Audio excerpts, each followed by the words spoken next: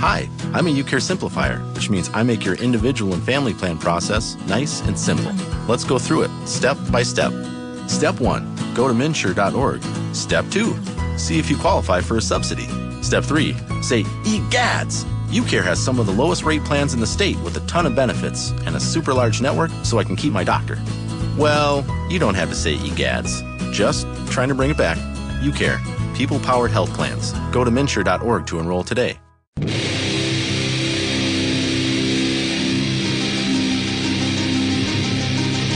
10, 9, 8. Ignition sequence has started. 6, 5, 4, 3, 2, 1, 0.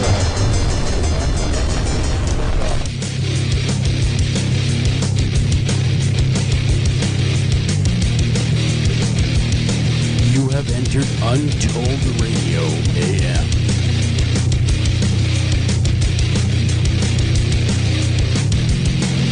And now broadcasting from a secret location, your hosts, Joel Sturgis and Doug Hychek. And good evening, everybody. Good morning, good afternoon. It doesn't matter when you're listening. Welcome to Untold Radio AM. I'm your host, Joel Sturgis. Right along with me is Mr. Doug Hychek, fresh back from the desert. I also want to thank Alex Hychek for stepping in last week. We had a lot of fun, Alex and I did. And he's always welcome back. He really could have a future in this, Doug, if he decided to. Well, I'm glad that he filled in for me. It took a load up. Yeah. We were like starting to say, Doug, who? What? No. You know how when you're just out kidding. of town, you don't want to try to, depend on the Wi-Fi signal at the hotel. Right, exactly. But Alex did a great job. And thank you again, Alex, for stepping in. And it was a lot of fun. Got to know him a little bit better. I've never really talked to him at length. Oh. And so we talked, and I gave, of course, my radio story of how I got into radio all those many, many years ago when I was just a small, young lad. And so we talked about that and all that kind of fun stuff. It was a lot of fun. It really was. Well, if you've ever seen the movie The Hangover, and you remember the dentist, right? I do. In the movie? That's Alex. I do. Oh. Gotcha. Yeah, so tonight we got a great show on tap. We have Dale Boswell on.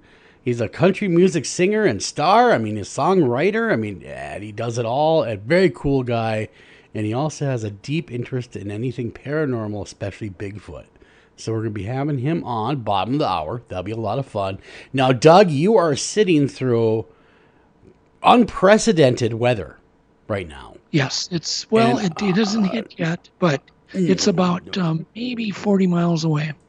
Weather that the Midwest, especially in December, has never seen. I've been watching the weather reports now. Yeah, I've never all seen day at work, like this, looking at it, going, "Oh boy, that's a line of crap coming our way."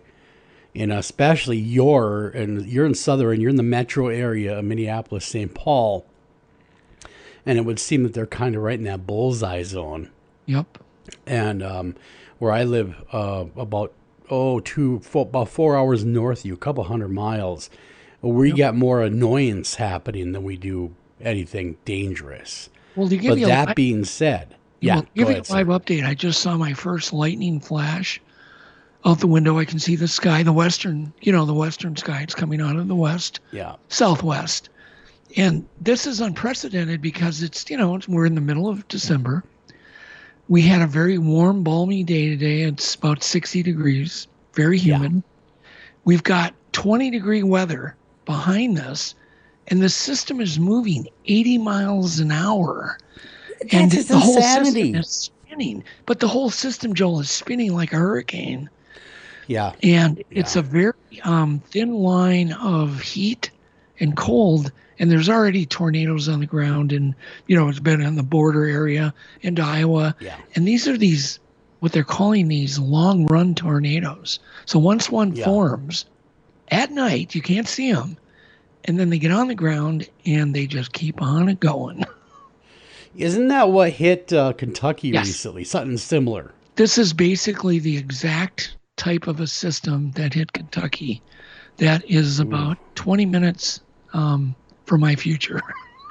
So we prayers and everything will be just fine. We hope. We know it'll be just fine, but it still is very, very scary. So if you are in that area and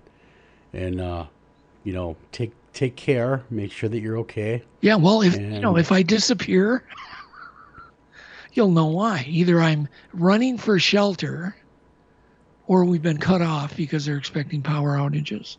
And but really think about it. In December, to have a line of 20. That is insanity. You're right. It's insane. It's never been dealt with like on this level before. No. Whoop, there was another big giant. Oh yeah, there they're coming now. Boom, boom, boom, boom, boom. The lightning. Yep. So this could be a real interesting radio show. It could be. It could be a real interesting one, but we hope for the other side of that, pretty mellow, and maybe things will peter out before it gets to you. I don't think it will. It's too close to peter out. It's too huge, Joel. It's massive. I just looked at it, and I've never seen anything ever in my life on radar like this, ever. Well, man, I don't know what to say. Yeah, other than holy crap. But I was looking because there was some people that were talking about the Kentucky situation, saying that system too was also very weird because it was so straight, so perfectly formed, and it was, of course, happened in the non-tornado season.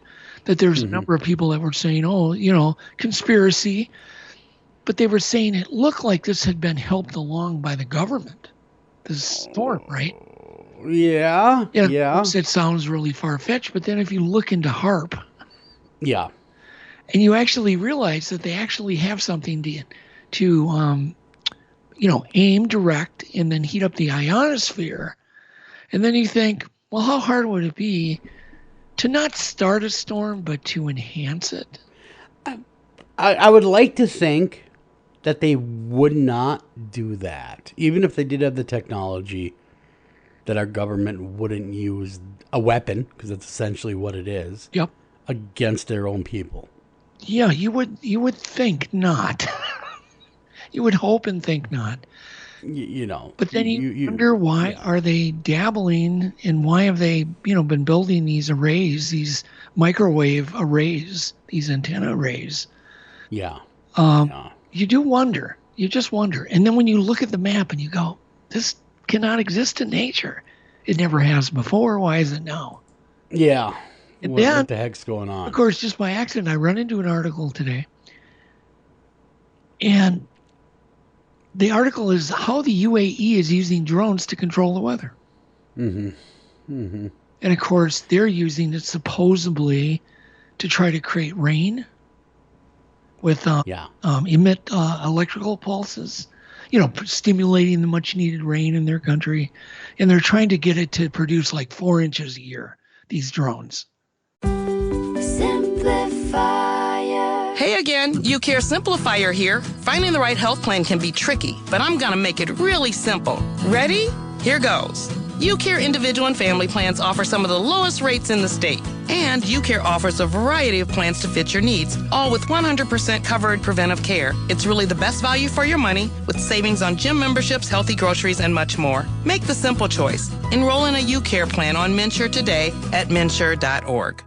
Everyone wants a good health plan. UCare offers a variety of affordable plans for individuals and families at some of the lowest costs in the state. It's no wonder they're the #1 plan on MNsure the last 5 years. See if you qualify for a subsidy today at MNsure.org. Which would be a big deal. Isn't that just this? I know the Chinese have done that for years. Cloud seeding, I think it's called. So have we. Oh, we have too. Where I know they did that right before the Olympics, I think Beijing Olympics, where they did cloud seeding. So it's nothing new, but maybe it's getting perfected. Well, I think, from what, the people and the experts I've talked to, and I have talked to a number of, weathermen, professional meteorologists, and they tell me it would take very little to control, to basically steer the weather, to control it or enhance it. In other words, the right setup, and you go, okay, we can create this into a disaster. Yeah. We can boost this up to get it to do stuff. Maybe it's to stimulate the economy. Maybe it's to get back at enemies. Who knows? Maybe it doesn't exist. We don't know. We never will. Yeah. Well, yeah. I mean, we'll never. We don't. Did you hear the news today? I was listening to the radio. I was at work, and I had the radio on the background doing, whatever I was doing, selling auto parts like I do all day, every day. And they were, I guess, they're going to be releasing more classified documents from the JFK assassination. They did today.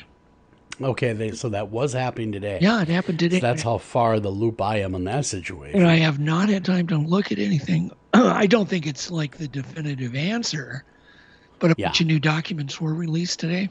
Yep. Yeah. I don't know if they were released to the public today. They were released to like Congress and, people in government. Yeah. So it'll be interesting if we ever do. Yeah. Which is highly doubtful, ever get the full scope of what was going on then. To give you, I'm looking out my window here out of the studio, and literally I've never seen a sky so ominous that the lightning is lighting up. It's just freaky looking. I bet. It is. I bet it is. Looking, yeah, it is.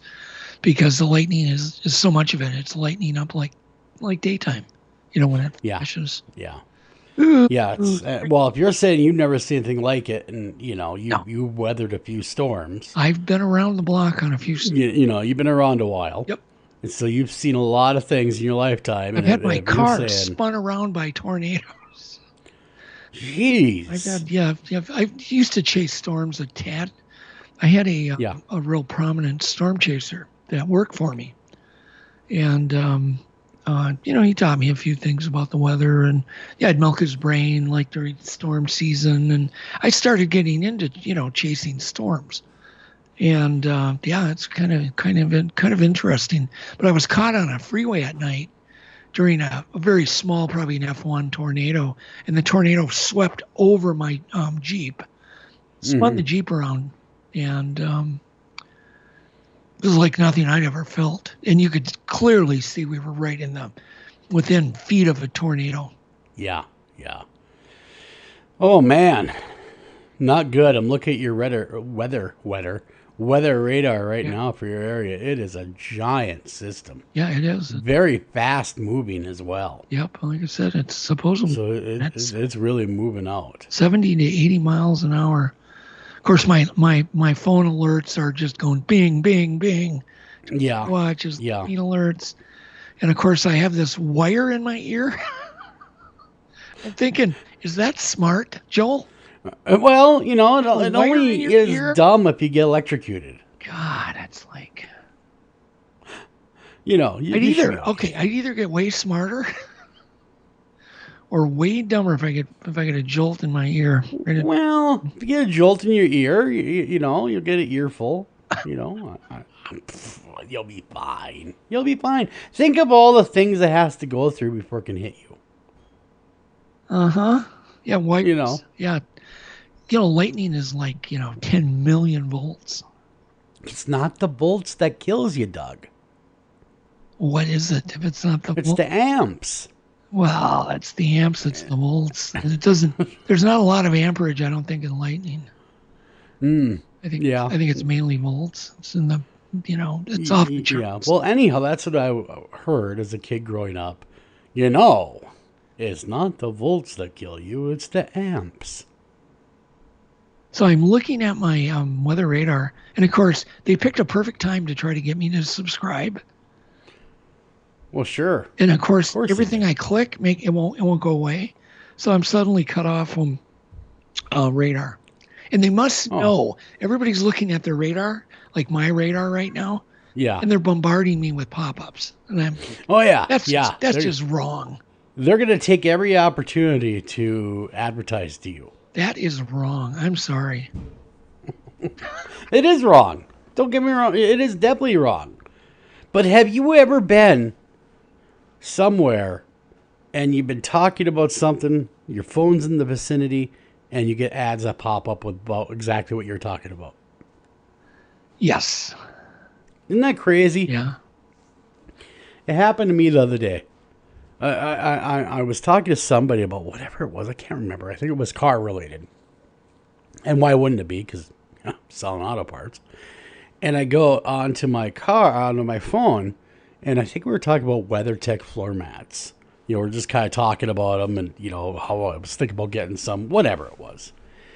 On my phone, right away, when I hit, I think it was social media or what have you, right away, there it is, advertising for WeatherTech. Like, right at the top of the page. Yeah, well, I just got my radar working, and I'm looking, and I'm like, let's see here. What is it? It's a monster. It's just weird. It looks like a hurricane.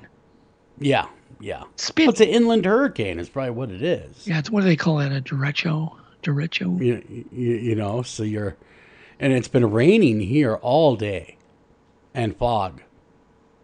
Horrible fog here. Yeah, it's been foggy here too. Anyhow, you know, at least we're not seeing zebras. Did you hear about these? Yeah, Wisconsin. No, Maryland. The D.C. Maryland, suburbs of D.C. Apparently, 3 to 5 zebras apparently got loose. And they've been running around for 4 months. Man. Out. 4 months these zebras have been running around. Yeah, and people have been sighting them. And, of course, that would be like, you know, if I saw a zebra in my backyard, I would even think I'm crazy. I would go, you'd be like, elephant. It's time to quit. It's time to quit whatever I've been doing. Yeah. I wouldn't believe my own eyes.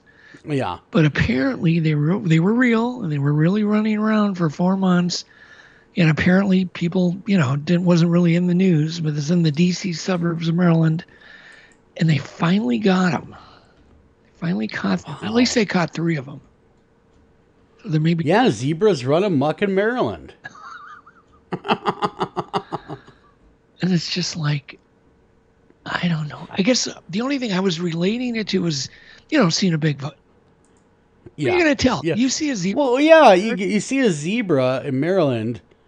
You know, here we go. I'll do my best news anchor. 2 Maryland zebras that escaped a farm in mid-August have been returned to their herd. In a statement obtained by NPR News, the Prince George County MD Department of Environmental and Land says the roaming zebras turned themselves in sometime last week. Really, they turned themselves in. Yeah. Well, that's good. Yeah. So officials gave no details of how or why they ran away, or were also seen in several suburbs, prompting people to panic.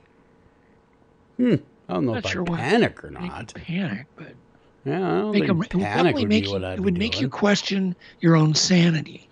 I think that's what it would do. Is I would stop and think to myself, did I just see what I just saw? Yeah. You know. Yep. Yeah.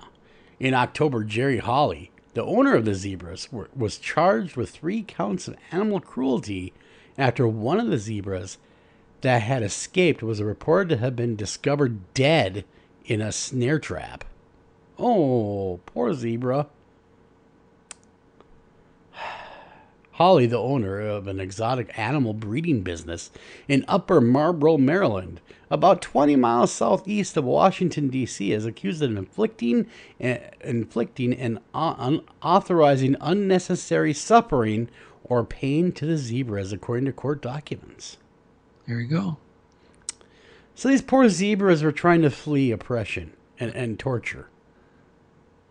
Let my people go. The story's not that interesting other than the fact people were seeing them. Yeah. So many sightings were happening in the area, prompting people to be afraid, that they talked about already, and wanting this to come to an end. Yeah.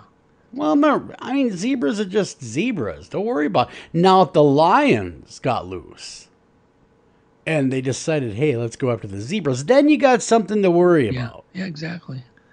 But until then, they're just zebras. They're horses with stripes. Yeah, you know that happens all the time, too, that people own these big cats, and they get loose, and they end up, you know, they catch them again.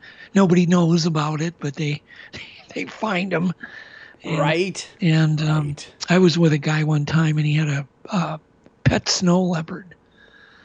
And all of a sudden, he's looking across the street, and the snow leopard's over at the neighbor's porch. Damn. And I'm thinking, oh, this is not good. That's good and bad. Yeah. Okay. Yeah, it's not good. Did you hear about the 850-pound brownie, pot brownie? Yes, it took them 2 days or whatever to make. 3 foot by 3 foot, 850-pound brownie. I mean, I like brownies as much as the next guy. Albeit, I do not partake in what they added, the special ingredient, personally. But I don't, whoever, if you want to do that, that's your business. But really, do we really need a brownie that big? It had 20,000 milligrams of THC in it, 3 foot by 3 foot. And it had 212 pounds of butter, 81 pounds of flour, 122 pounds of cocoa powder, and 1,300 eggs. Jeez. Wow. That's a lot. Do you remember when Black Bear Casino made that, 1,000-pound hamburger or something up at Black? Yes. I remember that. Yep. It was all the rage, 1,000-pound hamburger, that kind of thing. Well, they be in the world record books. Yeah. And that's what obviously this was for too. You a brownie man? Do you like brownies? Not really. They're too sweet. I'm not into kind of. I like sweets, but they got to be light. Like I love cake, but I won't eat the frosting. Yeah. Yes. Yeah. It's would be way too sweet. And as far as the THC end of things, no, you can keep that. I'm good personally. I'm crazy enough without adding any of that. Yeah. But I don't know. You grew up in the 70s though. It's a different time. Yep. Are you hearing is my microphone picking up all these lightning strikes and kabooms? No, I'm not hearing any kabooms coming from you. It's a condenser mic, so you got to be close to it. Yeah. They're loud. Yeah. I'm thinking on putting my audio, and you would know whether I can do this, put my audio on so I can hear it. Well, I can take this wire out of my ear. Oh, so you're worried about the wire, are you? I'm worried about the wire. Oh, you'll be fine. Oh, my God. Listen to you. You're not the one with the wire in your ear. Well, I'm not the worst lightning storms I've ever witnessed. I'm not worried about myself a bit. Don't worry. I'm doing just fine. Okay, I'm going to preferences. I'm getting this wire out of my ear. You're so helpful. Well, I try, man. I only care. So that's really my downfall in life, is I care just too much. Oh, I'm going to pick now internal speakers. Hello? Can you still hear me? Yes. Can you hear me? No, I guess. Could you hear me when I put it on internal speakers? Yeah. No. All right. Of course it could. Can you hear me? Yes. Yes. Oh, there you go. And you can still hear my microphone? Yeah. Why wouldn't I? Perfect. Good. I hear you. Great. Then I just got rid of the wire out of my ear. Well, there goes all the evening's entertainment. Yeah, no wire in Dougie's ear during the worst lightning storm I think I've ever witnessed. One of the worst. Well, you're a man of adventure. Well, not that adventurous, because that's like Darwinian. That's Darwinian. Well, that is. I mean, you would definitely be making the website. And I'd be like, you know what? I knew that man. Yeah. Not only did I know that man, really we were friends. I mean, I'm dumb right now just sitting here. Radio. Let alone having a wire. That just proves your dedication to the craft. Oh my God. Yeah, that's okay. So another. Speaking of dumb things, so I read this article, and it was a scientific paper published on why some people never return their shopping carts. Back to the cart corral, and I'm thinking, oh my God, really? We need science to tell us why people don't return their carts to the shopping cart corral. It's like, well, I'm thinking to myself, well, why don't I do it once in a while? And I'm thinking, lazy? I always return mine to the corral. No, but sometimes you're lazy. Come on. No. No. Right. Okay, maybe once or twice in my life. Yeah, I normally do too, but once in a while you're just tired. Well, yeah, but then I feel to myself, how bad would I feel if there I am and the cart runs into somebody's car? and it damages their car. Sometimes you're in a spot where you know that's not going to happen, and there's just like this perfect spot to park it. That is true. There's this little hump to lock the wheels in. There's like this little cubby in the parking lot where you're at. Or there's a curb, like you're really far away. And there's like a curb. You're really setting the stage for me to say, yeah, sometimes I don't return it. Yeah, Joe, I get it. I get it. Because you want me to admit that I don't return it because I don't see do you return it a lot or 50% of the time or most of the time? I mean, Doug, tell us about yourself. I do most of the time, but I'm just saying, I don't need to read this dumb article to know why people don't. They're freaking lazy. That's it. That's the answer. That's what it is. People are inherently lazy. I mean, look at our workforce these days. Seriously. Yeah. Well, I mean, everywhere you look, they're hiring, right? I mean, everywhere you look, and they cannot fill the workforce right now for whatever reason. It's true. I don't know about in your industry, but I know mine. We can't get people to last more than a month. Yeah, no, it's true. Very true. So people are lazy. People are. You're right. You're not wrong, Doug. Did you hear about the guy in Minnesota that just made it into the World Book of Records because he has a big mouth? No. You mean physically a big mouth? They measure your mouth gap, okay? And the guy's got a 4-inch mouth gap, and I'm thinking, I'm not reading this article. I read the headline, but I'm not going to read the article. It's like, just like, who wakes up in the morning and goes, gee, I got a really big, wide mouth, big mouth gap. I want to be known for that and go in the World Book of Records. What? That is just, I'm looking at it now. Who does that? Minneapolis teen. Yeah, yep. Yep, record biggest mouth. Oh boy. Oh my gosh. Yep. It's a slow news day where we're reduced to talking about people big mouths. Well, my God. I don't mind talking about Look at that kid's mouth. I don't mind talking about slow news. I just don't want to be part of the news tonight. Holy crap. Wow, that dude's got a big old mouth. That kid does. That's ridiculous. And he's got braces on top of it. Yeah, so there you go. Oh. Huh. First introduced to you, a Johnson couple years ago, now 16-year-old, is in the Guinness Book of World Records for having the largest mouth. Over 3.5 inches. No, that was before. That was his old record.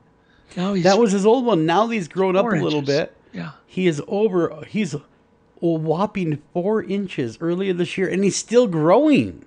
Yeah. Okay, we can change the subject now anytime. Damn. We're done. We're done with that one. Yeah, that's for damn sure. We're totally done with that one. Yeah, we are. We gotta be. We gotta be. Because, I don't want to talk about big mouths. So, speaking of weird animals, we were talking about zebras, right? Yeah. So, from the same area out east, a bunch of people spot this giant turtle walking down the middle of the road. And they start calling authorities because it's huge. This thing's massive. Mm-hmm. And apparently it's an African tortoise. That's just slowly walking down the road. Where? I think in Philadelphia or somewhere like that. So this African tortoise is in Philadelphia. Yeah, Pennsylvania. Walking down the road. Pennsylvania. Yeah, prompts a bunch of 911 calls. Wow. Man. Yeah, why? He wanted to go for a walk, Joel. Oh. He wanted to be free. Well, he did, along with the zebras. I'm just like, what's going on? He took a cue from the zebras. He's like, damn it all, I want to be free too. Yeah, there you go. I want freedom. Let my people go. That's what happened. That is odd. Anyhow, I was going to mention we did get back from Vegas down to the Para-Unity in Vegas. People had a great, the average person down there just had a great time. The hotel was packed. Like, I've never seen the MGM that busy ever in my life. They had the bull riding championships. Yep. They had the UFC championships there. And it was busy. Oh, good. It was busy. Oh, then they had some country western singer, I can't remember his name right now, concert going on. And so there were a lot of people in the hotel. And so it's definitely one of those events you're like, if I don't get COVID here, I'm never going to get it. Right. And, if I'm not going to get it here, I'm never going to get it. Yeah, and of course, everybody ignored the mask mandates. Well, you know it. Yeah. You know, I stayed home, and I enjoyed every minute of it. Yeah, there's no place like home. Oh, serious. I know. And with Christmas coming, and I did some mechanic work over the weekend, and I did this, I did that, took my kids Christmas shopping. It was a good day. It was a good weekend. So life is good. I got no complaints in this. You actually went out and physically shopped, huh? Yep, I took the kids out. Yep, because they're shopping for their mother. Ah, very cool. Yeah, so, gotta get mom her gifts. It just sounds so old-fashioned when you think about all the online ordering that gets done nowadays. See, they really enjoy going out, physically shopping for her, because they can look at it and touch it, and, they can really get an idea. And you just can't get that by looking at a picture online. Yeah, it's true. And so they get excited, they found the perfect gift. Some of that is lost, the online thing. And so I took them and they did that. And, we got to get out of here, don't we? We have to go ahead. We got to call our guest tonight. We got to get Dale going on. So Dale Boswell, don't go anywhere. We'll be right back. We got Dale on with us. Be right back.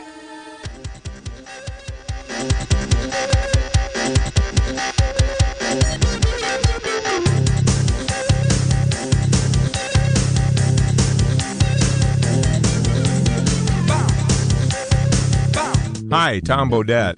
If you can hear me, then you have an internet connection, which means you can do cool things online, like listen to streaming radio, obviously, or watch a video of a monkey washing a cat. Let your freak flag fly. Or you can book a room at a great price at Motel6.com. Isn't the internet wonderful? Everything you want right at your fingertips, and whoa, did not need to see that.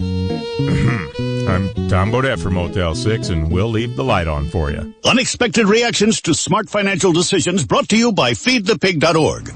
Well, I finally did it. My student loan is totally paid off. I can't believe it. I can't believe it either. I paid more than the minimum each month, and soon enough, it was gone. So you're just giving up? Giving up on what? The life of luxury. Egyptian cotton, caviar Thursdays, designer everything. What are you talking about? Our plan. What happened to winning the lottery and mastering the art of the perfect mimosa? Hosting galas, wearing enough jewelry to require a bodyguard, vacationing in the French Riviera, and then buying it. I just thought maybe it was time to prepare for my future. Set some financial goals, make some smart investments, open a 401k. Financial goals? Investments? A 401k? You are horrifying right now. Listen, if winning the lottery were easy, everyone would do it. When it comes to financial stability, don't get left behind. Get tools and tips for saving at feedthepig.org. This message brought to you by the American Institute of CPAs and the Ad Council. Northern Tool and Equipment. So me and the boys head out to tailgate today and find some other fans in our spot. Well, it happens. Cheering for the wrong team. Oh, this is war. Even worse, they've got this couch set up and everything. A couch? Yeah, it's sectional. All right, first thing, don't ever use the word sectional again. Done. Second, I want you to grab a 4,700-pound tow chain with J-hook and grab hammer. Throw that on the back of your truck. Got it. Now you're going to Hail Mary the J-hook over the end of that couch. Time to find a better spot for your new friends. That should do it. There's no problem a little horsepower can't solve. Northern Tool and Equipment. Taking a family of 5 to the amusement park can cost a small fortune. Oh, yeah. So to save some money, we thought, hey, let's bring the amusement park to us. Yeah. Go ahead. All right. Step right up, young man. Are you ready to ride the wacky waterfall? That's just the bathtub with the shower head running. Nope, it's the wacky waterfall. It's the shower, Dad. Waterfall. Wacky. There's an easier way to save. To get a free rate quote, go to geico.com. Then buy online, over the phone, or at your local Geico office. Green light. Hey, girl. School zone. I'm getting hungry. Car changing lanes. You want to meet me for pizza? Stop sign. Intersection clear. Yeah, street. Pizza sounds good. Ballin Street? Girlin Street! It's hard to concentrate on two things at once, like texting and driving. Stop the text, stop the wrecks. How will you stop texting and driving? Tell us at stoptextstopwrecks.org. Brought to you by the National Highway Traffic Safety Administration and the Ad Council.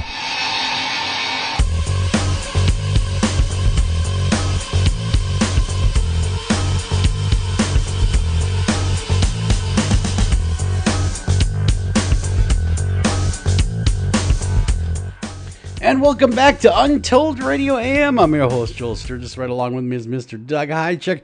Hey, Doug, you there? You didn't get blown away, did you? I'm here. Good. Still Just here. Double checking. Make sure you're still there. You may cross the break. Woo. Yes. Thank God. Got a great guest on tonight, like always. This could be a lot of fun. We have Dale Boswell on the show with us. And Dale, he's a country music singer and songwriter. He works with some of the biggest country music stars there is around, so that's going to be a lot of fun to talk about that. He's also an avid Bigfoot researcher in Alabama. He describes himself as an old retired country music singer, graphic designer who enjoys the mysterious world of cryptids, everything unusual, and anything paranormal, especially Bigfoot. Dale is also writing a book about the big stage of Bigfoot. Dale was previously the former creative service director at WTVM News, Leader 9, very cool, and former graphic designer and illustrator for the Charbroil, W.C. Bradley and Company. Wow, that's cool. And you can also, all these links will be included at the Untold Radio AM over there. So go check that out to learn more about him, his full bio, along with these links you can click to what, different things he's doing. But until then, Dale, welcome to Untold Radio AM. Well, hello, everybody. I am so honored to be here tonight and to get a chance to chit chat with you two. I'm big fans of the show, and we're going to have some fun. Yeah, heck yeah, we are. Heck yeah. How did you and Doug meet, Dale? I've never met him. I hope to one day, but I have been a fan of the Monster Quest show. Like a lot of people for many years. Still today, I watch an episode or two every day. So it's an honor to get to talk to him, especially, and you also, Mr. Joel. Oh, thank you. But like I said, I never met Mr. Doug, but one day I hope so. I would like to. Oh, yeah, so you will. Yeah, we met on Facebook. Okay. Very cool. I was just thinking about that. Doug and I were talking, it wasn't that long ago, how social media has really brought the Bigfoot community even closer, right? Because without it, we all wouldn't be meeting each other, and chances are we wouldn't be talking right now. So it's been a great tool. It really has been, and it's really... I know Doug in the beginning, I think you've been on there about a year now, haven't you, Doug? Yeah, it's been 1 year. Facebook. And so it's been, in the beginning apprehensive, it's something new like that, but it has really opened a lot of doors to a lot of people, because one thing that a lot of our listeners probably do know, but maybe if you're a new listener, Doug is about the most approachable dude you're ever going to meet. Like, you could message him and he'll talk with you right back. He's very approachable. And so that's hard to find sometimes. I don't mean to, I don't want to boost your ego even bigger, Doug. But what I'm saying is Doug is a very approachable guy. And he's genuinely a nice guy, too. Just want to throw that out there. I believe that with all my heart. And what you're saying is so true. And the reason is I'm working on a book. I'm writing, and I was looking through some posts one day on Doug's site, and I saw where he was a publisher, a book publisher, and editor and stuff. I said, just by chance, I'm gonna just send him a message, and I'll probably never hear from him, but and it wasn't long, I got a message from Doug, and I was so excited. I'm like, all right, this writing a book is is easy. It's just the finishing part that's hard, but I'm working on it, and I'm so excited to to hopefully maybe do something in the future with yeah. And what's the title of your book, Dale? What's the title? I think I'm gonna call it from the big stage to Bigfoot. Yeah. And the reason why is, I've been pretty fortunate all my life as far as someone to not have really any college education background in things that I've been able to do and make a living at. And basically I'm speaking of art and music, just something that I've always done naturally. And I ended up, being able to be a professional graphics designer and illustrator.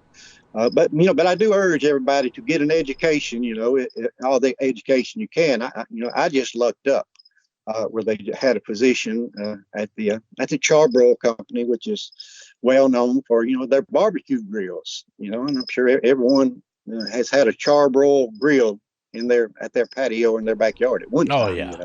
Yep. But anyway, I was fortunate to work for them, and actually, when I started, this was in 1985, and everything was on the drawing board, pen and ink. There wasn't no computers around, so I used to actually draw the assembly instructions to barbecue grills, pen and ink, every nut and bolt, and boy, I used to get fussed at, and I'm like, hey, I just put them where the engineer said to put them, I just draw it, don't fuss at me.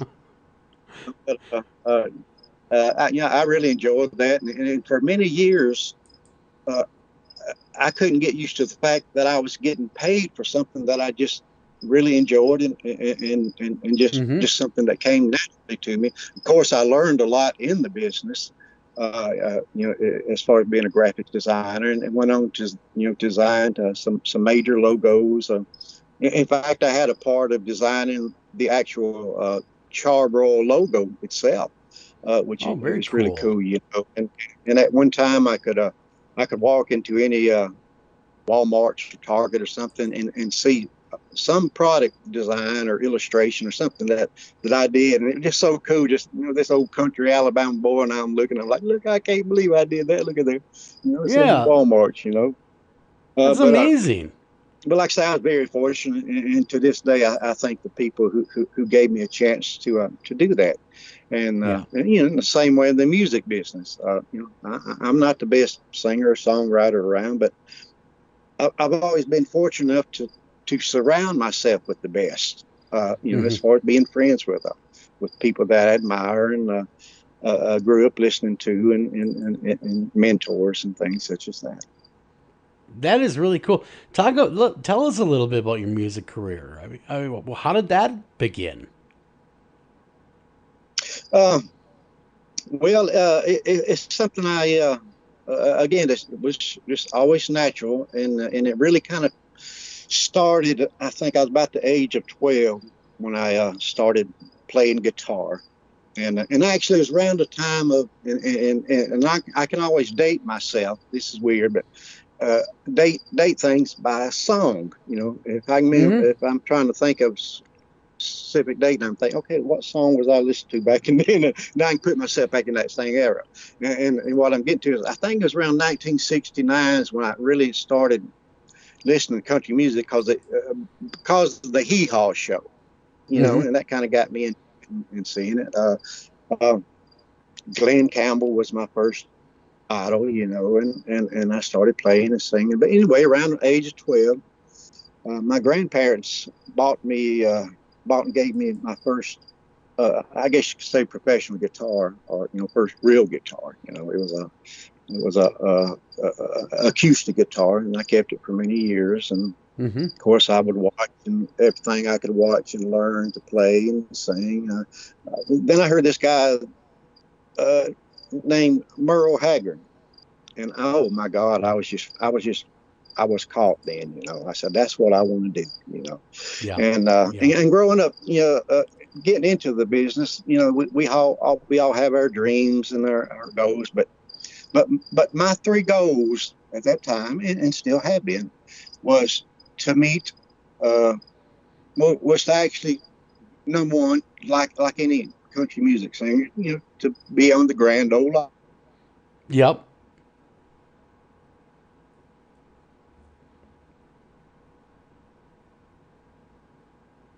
Hello. I'm here, Joel. Oh, did okay, we lose good. Dale? We might have lost Dale. Let's try to reconnect with Dale. And it was one of those deals of, well, there he was and there he went. So let's reconnect with Dale. See, I thought maybe we lost you and it got real quiet. But thank God you're still here. I'm still here. We'll reconnect to Dale here. And so we'll just give that just a second here while we do that. Dale, there you are. Yeah, I didn't know we were doing some video. No, we're not. We're not doing video. No, we're good. We are good. So you're in the middle of it, and the call dropped. So you idolized Merle Haggard, and you were a country music star. Well, talk about. Did you ever meet Merle Haggard? Hold on just a second. Let me turn a little light on in this direction. Not a problem at all.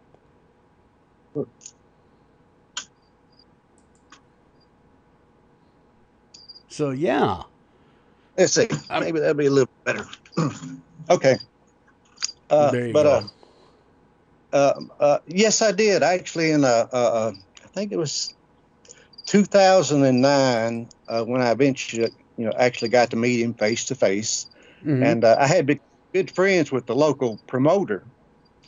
Concert promoter at the time who promoted concerts in this area for a long time. Yeah. And he would promote some of my shows and things. And he knew I was a big Merle Haggard fan. So finally came one chance. One day he said, Dale, I'm gonna do Merle Haggard in Helena, Georgia, I believe it was. He said, you want to go? I said, heck yeah. So I went, and of course being with the promoter, get you in some back doors to start with. Yep. So I did meet him, and that was a big honor. And I never will forget. Of course, we're going to ask, for some advice. And so I talked to him for a few minutes, and I remember him saying that his life has been just one big long bus ride. And it makes.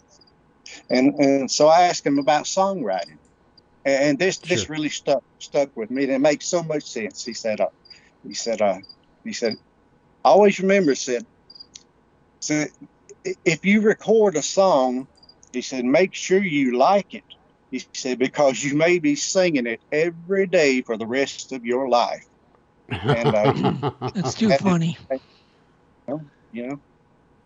There's some truth to that, though. It really is. And you gotta like what you do. That's where the professionalism comes in. When you see people like that, knowing, like Merle, for instance, knowing he had sang, Okie from Muskogee a million times, but he still sang it so good every time.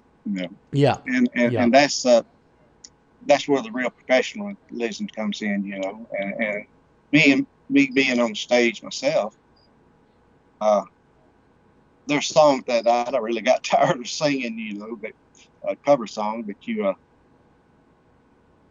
are y'all still hearing me? Okay. Oh yeah, yep. No, absolutely we are. We're just listening. You're saying, you do those cover songs night after night after night, and you got to like it. But he's right too. If you're going to have a song, are y'all there? Yep, we are here. Yep. Can you hear us? Oh, well, you know what, Doug? What? Something's going on. Might have to plan B it and call a cell phone. Oh, there you are, Dale. Are you with us? Hey, did I lose y'all or just for a quick second? But we'll get through this. I think maybe there's a storm or something that's causing some internet issues, but we'll get definitely through this. And because we have a lot to cover. And you're talking about your music career, meeting Merle Haggard, just to catch everyone up. and that he gave you that advice is if you're going to write a song and sing it, you'd better like it because you might be singing it the rest of your life. Absolutely, and he was so right, and I can imagine, for instance, him, just imagine how many times he has sang Okie from Muskogee. But still, you have to sing it with the same enthusiasm as that first time you ever sang it, because that's what people want to see. And I can almost relate this to, and switching over to Bigfoot a little bit, to Mr. Bob Gimlin. And of course, I had the opportunity to meet him one time, and he was such a nice guy. But every time I see or hear him, I think about, he's kind of like a singer. That Patty story is his number one hit. If you've got a personal auto insurance question, you could talk to a cab driver, although the policies he recommends might include avoiding the interstate, beating traffic by taking the back roads, and only making left turns when absolutely necessary. Or you could talk to your local Geico agent, whose policy is to use their expertise to navigate your insurance, finding the best route to help you save money on insurance for your home, car, and more. And as an added bonus, you'll be able to avoid traffic jams and potholes entirely. To find a Geico agent near you, visit geico.com/local. Those holiday warm fuzzies we get from gathering with loved ones or lending a hand can last all year long when you choose joy and help empower struggling families in the U.S. and around the world this season. Learn more at worldvision.org. And he has to tell that story over and over and over again, but he does it with so well, and that's so impressive, and but especially to me, because I don't consider myself that, even though I'm rambling, I don't really consider myself that much of a conversational type person. I'll sing for you all night long, but I get lost in conversation sometimes because I just like listening. So if I ramble too much, shut me up. And what got you into Dale? What got you into Bigfoot? What was it about Bigfoot that drew you to that particular genre of study?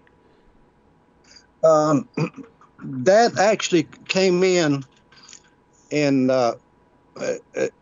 actually at the end of my music career, I call it the end because in 2011, November 2011, I had to have some surgery to my neck, and because of degenerative disc disease, and I had you got 7 vertebrae in your neck. What's it like to build with C&M Home Builders? I thought, there's no way this is our house. The whole entire process was so easy. In the beginning of the process, they gave us a sheet that said when all of our meetings would be, how long each meeting would be, so we could plan out the whole entire thing. We made sure to put all of our meetings over the winter, so they were accommodating with that too, because his schedule was more flexible for that. I would say just looking at pictures of stuff and having the ideas and then actually walking and seeing it all put together makes it all worthwhile. Visit candmhomebuilders.com. Well, I got a... Yep. Oh, Lord. Did I lose y'all again? Nope, you're still here. Nope, we're just listening. You have 7 vertebrae in your neck. Okay, I heard some beeping in the background. I thought, Lord, I hope I hadn't the lightning. No. But yes, you got 7 vertebrae in your neck, and I got 5 of mine fused together.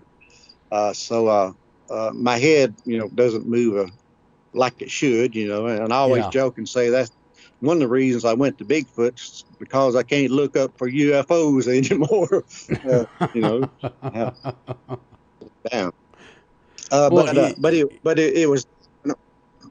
it was then that I had to give up my music career for a while, because this surgery had affected my vocal cords, and which I didn't realize that going in, but my voice is like an octave low. It was. I lost my falsetto, and it was for about a year and a half before my voice kind of got back to normal. But still, I never regained that octave or that falsetto, so I had to redo a lot of songs that I were doing because I couldn't hit the notes anymore. Yeah. But while I was recuperating from that is when I started watching more TV, and I never will forget. I started watching YouTube. I never did watch it too much up until then.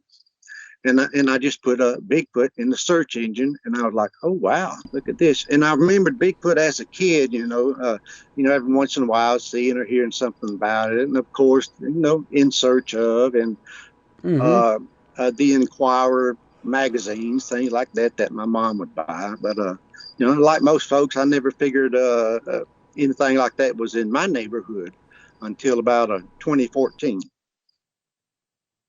What happened 2014 to change your life?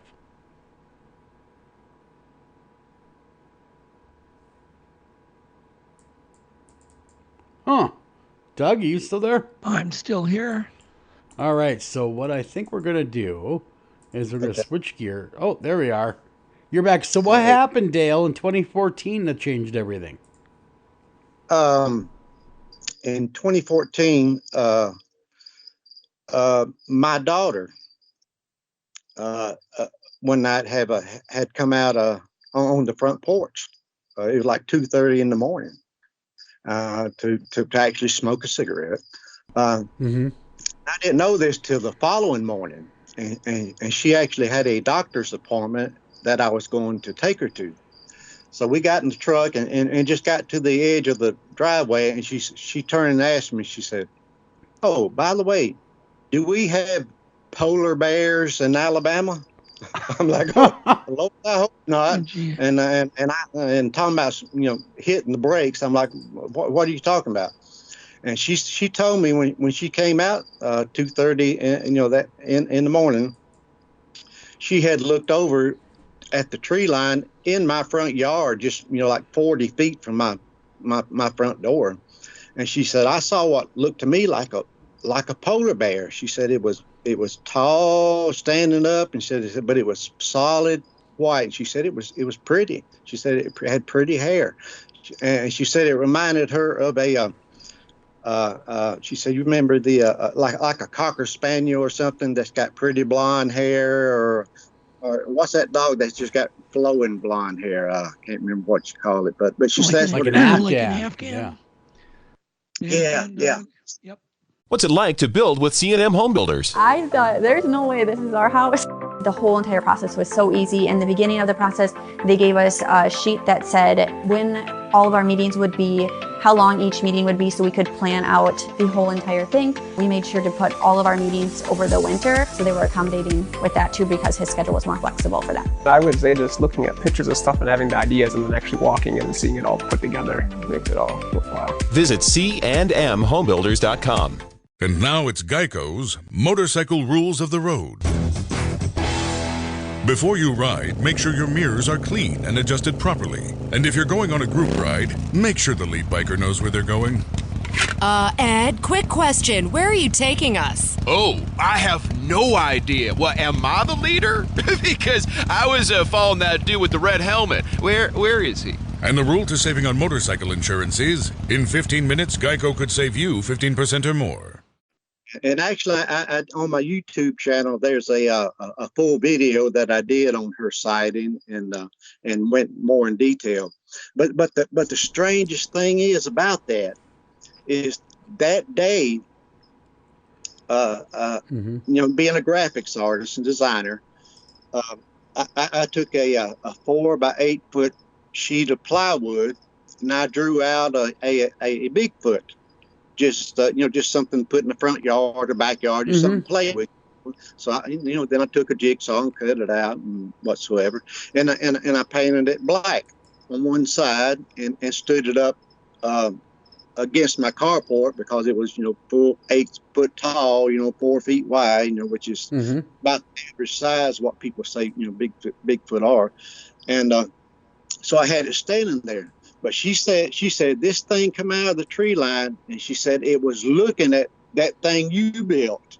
I'm like, oh my God, and I have heard up until then that they were very curious or territorial. So I thought, well, maybe this thing, peeking through the woods and said, who is that in my neighborhood? You know, and since then Sure. I called it my Bigfoot decoy. But that's what really got me started as far as researching in my neighborhood. Man, that's cool though. So your decoy brought in a Bigfoot. I guess it did. I contributed to that. You know, it may not have, but I don't know what else could have. Right. You know, maybe we just never. And the thing is where this was just in a little bitty stretch of woods in between my house and the neighbors. Mm-hmm. And it was part of the woods that I never hardly ever go into. I mean, I can practically see through them. So when she said this, I went into them into looking a little closer, and I started seeing some tree structures and tree bends and things such as that. I'm like, oh my God, I knew this. So then I started searching even closer around the house, and the more I looked, the more I seen, and that's what really piqued my research. Of course, I started doing more research into local sightings and sure. The Bigfooters and things such as that, and there's a lot that's went on around here, and I've been fortunate to catch some what I call proof of evidence, and and it's things that to me that what that means is I've got evidence of something, but I can't prove what it is. You know, I can show you a footprint, but I can't tell you who it belongs to. You know, and I think it was Cliff from Finding Bigfoot that describes proof of evidence, and that's where I heard him talk about it, and that made a lot of sense to me. And you know, because you can't really prove anything with photographs and videos, and I know you've heard this story over and over again. You know, and I've taken some good photos and videos of things that I've experienced just basically in my backyard. But, you know, then again, it's not proof to nobody but me because I was there. You know, I can show them to you. You can say, well, that's cool. Or you can say, well, that looks like what I saw. But, nobody can truly believe unless you were there, you know. And I look at it like that when I'm looking at other people's videos and photographs and listening to their encounters. Yeah, I know exactly what you mean. Do you get out in the field a lot, Dale? I've just started back. I was I made some notes here. Grab them because I get my age. I'm starting to experience some of that short-term memory, and I think my short-term memory is getting longer. My short-term memory is getting longer. There you go. It sounds like a country song. Right? but yeah, I researched pretty hard up until 2018, September 2018, basically. And to mention Cliff Brockman, I had just went to the Expedition Bigfoot Museum in Cherry Log, Georgia, which is not far from. And that's one of my favorite places to go as far as a vacation time, and it's such a great museum if you've never been. You know, David Bacara runs it, and he's such a nice guy. But anyway, it was around then, September 2018, that I had started researching a little harder, and I had to stop at the same time. I had some health issues, is what it is. You know, I mentioned my neck problems. Well, it kind of dropped to my back, and I had some severe back issues for quite a while, and really couldn't really get out, you know, and do field research, even though I watched everything I could watch and studied and things like that. But up until this year, I finally got back to feeling better, and doctors got me on track where I can actually get out and get in the field a little bit. Oh, that's good. 17 was a great year, man. I had the opportunity to go to New Mexico and spend some time with Miss Brenda Harris and some other folks, and Mark Newell and some other people, some friends, and my daughter went with me, and it was awesome. She took us up on top of a mountain. I don't remember what name of it was, but it was so cool, you know, to be there with her and this some of the stories. And I think my daughter may have caught a booger. You know, we call them boogers in the South. Yep. Caught a booger on Mark's thermal. It definitely was a picture of a human shape that shouldn't have been there. You know, that far, that close up, that 8,000 feet on a mountain. You know, that was up there. Higher than us, but anyways, then I got 2018 September. That's when I had to stop for a while, and then like I said, I recently started back, and actually got to looking at. And this is some advice I give to fellow researchers. Be sure and check your stuff, check your photos, and you better eat, because most times if you didn't see nothing when you took the picture, you're probably not going to look at it again. You know, most people. Yeah. But I'm finding things, you know, because I upload everything. I've always documented everything, even my music career, and that's part of the reason people want me to write a book. They just want to hear some of my adventures, and you know, I feel like the Forrest Gump of the country music world. You know, I've just been fortunate. But yeah, I've had a lot of fun, and you know, like I say, I have some things that I call evidence. It's not as good as a lot of people's stuff, and it's better than some things. And you know, and I can't prove anything. But if anybody wants to see it, they can go to my YouTube site, which is something. You know, being in the music business or being a professional person, you think I'd promote more than I do. But I rarely do anything on my YouTube channel. I'm not after subscribers or views. You know, if and basically, and this is sad to say, is because I don't like the drama. You know, I'm sure everybody got their opinions and stuff, but I don't want to shoot a video up there and then have to argue with 100 people and explain the same thing I done explain, you know, why it is or why it ain't what, you know, and that why I kind of keep it to myself and show it to people and that would like to see things like that, or if they go to my YouTube site, they see it, see different things. Huh. Very cool, right, Doug? Yeah. Say, Dale, so you recorded, I listened to a call that you had recorded. It was a return call. I think you had made the original call, and then something responded, and actually had some vowels in it. It was really interesting. Do you know what? Oh yeah. Yeah. Yeah, exactly. That was recorded again in 20. It seemed like the majority of stuff I recorded was in 2018. You know, for some reason, I guess. Well, the biggest reason because I stopped looking, but no telling us what happened since then. But anyway, yeah. Now there's a road. I live in Fort Mitchell, Alabama, and there's a road not too far from me that I saw one day, and the name of the road is Wild Man Bottom Road. You know, and of course, people name roads for a reason, whether it's for a person or for an event or whatever, you know. So it really caught my attention. I decided to check it out, you know. So of course I got my old Dodge 4-wheel drive, and there was a country road. Went back into the country a bit, and it crossed a bridge. There's a creek where you could turn around and stuff. So I thought, well, this is a cool spot. So I would go there every once in a while and just kind of look around. And I didn't have much equipment back then, of course, like most of us that get started. But this was in June the 17th of that year was the first time I caught some vocals.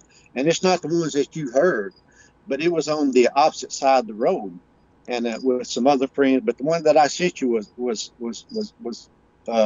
even better, and it was recorded on June the 22nd, right there at that same spot. And my uncle Steve went with me. Was there? He'd never been out Bigfoot before, wanted to go, and my son-in-law Jim. Now Jim's young and he got a real high voice. So when we got there, it was like 1 o'clock in the morning, And I told Jim, I said, I want you to do the call. I said, you got a high voice, and I said, I want you to just scream as loud and as long as you can. Mm-hmm. And he did, and you can hear it on the audio. And so about 20 seconds later, we heard a vocal. Oh, wow. Yeah, the vocal's interesting, Joel, because it's been analyzed by Monongahela and David Ellis. Really? And there are cool. actual pronunciation of vowels in the call. So it's super interesting. All right. Wow. Okay. Man, I guess y'all back? Yep, we're here. Yeah, we're here. We're here. Yeah, Doug was just telling me. Yep. Doug was just telling me about your vocals were analyzed and how cool they were and how different they are. Yeah, they were, and again, I'm sorry, I'll keep getting a message that says "go to call" on Skype, and I haven't been on Skype in a long time, so I apologize for the confusion, but that's. And I'll be rambling, and I'm thinking, oh, Lord, they didn't even hear me. So that's if I ask once in a while, y'all still there, it's because I'm not quite sure. Don't worry. But yeah, don't worry a bit. Chris Noel. Sure. Yeah, now he is cut off. You know what? I'm just going to do the alternate method of getting a hold of him, is what I think we're going to do here. So bear with me while I do that. And so this is what we're gonna do. And Dale, you there? Yes, sir. So Dale, we're gonna switch gears, and I'm gonna call you on the alternate phone number that was given to me, and maybe we'll have better luck with that. Okay, this is actually the number. I can go, I can go to my computer and try that. My PC is a desktop PC, and I was wondering about the technology because it's an old desktop, but it's still a good one. And I can do that right quick, and we can try that. What we could do to continue this conversation is I'll just call you on the phone number that was provided by Doug, and you could talk directly into your phone. Instead of having to use Skype. So we'll do that. Mm-hmm. So here we go. I'll dial you right now on your phone. All you gotta do is pick up. Okay. Here it comes. And it should be ringing any time now on your end. Hello. There we go. There we go. Lord have mercy. There we go. Now we can just talk to you on your cell phone. That way it'll be a little bit better. Maybe we won't have all these drops. I hope so. And again, I apologize. And like I said, no worries. I'm out in the country a little bit, and there's spots where I ain't supposed to look and go to, but anyways, it sounds much better to me on my end. Anyway. Sure, absolutely. Now we can continue. Now tell us about your vocalizations that you captured. Oh yeah, okay. The first ones was did I tell you about Wild Man Bottom Road? I think you're going to, and then okay, then you got cut off. Okay, all right.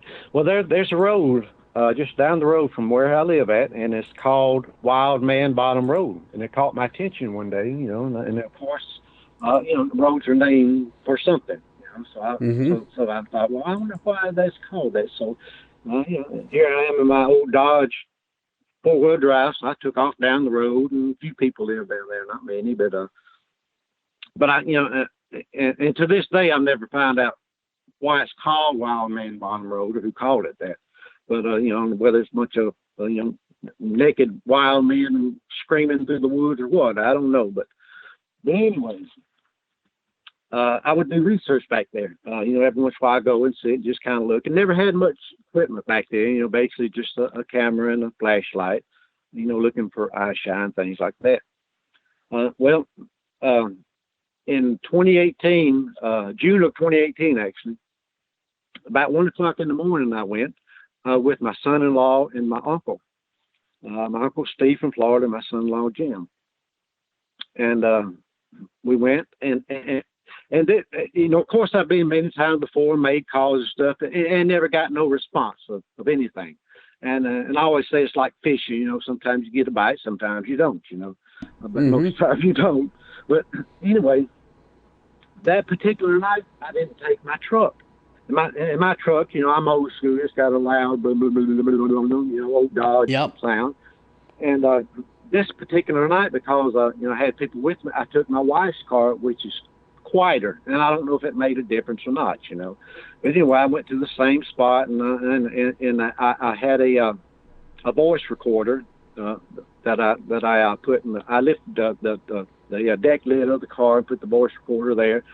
Where it wouldn't be moving around, and we all had cameras and things. So anyway, about 1 o'clock in the morning. So I told Jim, my son-in-law, he's a young guy, and got a high voice, and I said, being this one, and I can't scream anyway, since my surgery, I sound more like I'm growling than anything else. So I don't want to intimidate no brother. So, but anyway, I told Jim, I said, look here, Jim, I said, I want you to scream as long and as loud as you can. And he did, and you can hear it on the video or the audio. And about 20 seconds later, we got a response. It was just a single response, and like, okay, I've never got that before. But then it got louder and more response, and you can hear some coyotes and things also in there, apparently. And it's really, even when you listen to the audio, it don't come close to actually being there, because it got louder and louder, and these sound like I told Jim, I said, dude, you done pissed the whole forest off. It seemed like everything was coming at us. And this is the only time to this day, and this was one of the first rules I learned, from researchers when you go out researching, is always point your vehicle in the exit position. So you never know when you need to get in and go, And this is the first time I said, we need to get out of here, and it scared me. I didn't know what that was. But since then, my buddy Chris Knoll heard it, and it reminded him of some vocals that he had caught in Vermont. So he sent it to and I can't pronounce his name. Monongahela. Yeah, Mr. Hale. Yeah, yes, sir. And he analyzed it, and in his opinion, it was possibly some Sasquatch in there, also. And I haven't actually been back since and done another vocal. And like I say, it's been since 2018. Even though I've been back there many times, but I've never took Jim back there to do another vocal like that. I can play. Dale, let me play the call. I can play it. All right, hold on. Okay. Here we go.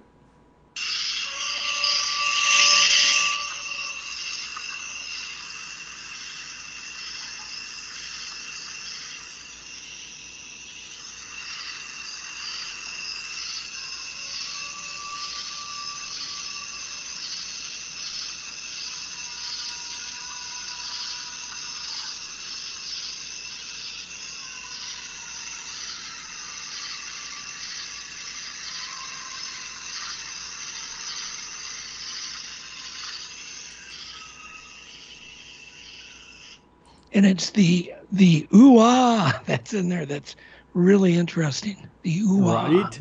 Wow. Yeah. That is cool.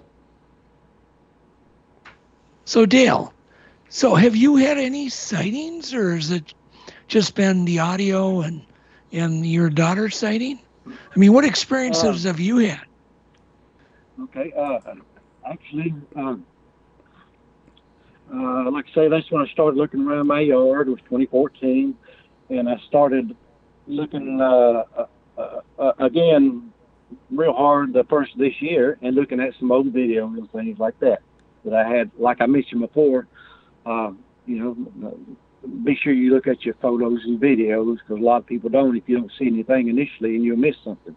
And I'm catching a lot of things that's catching my interest. Making me want to look twice and question what's there. And try to debunk it if possible. I definitely believe in that.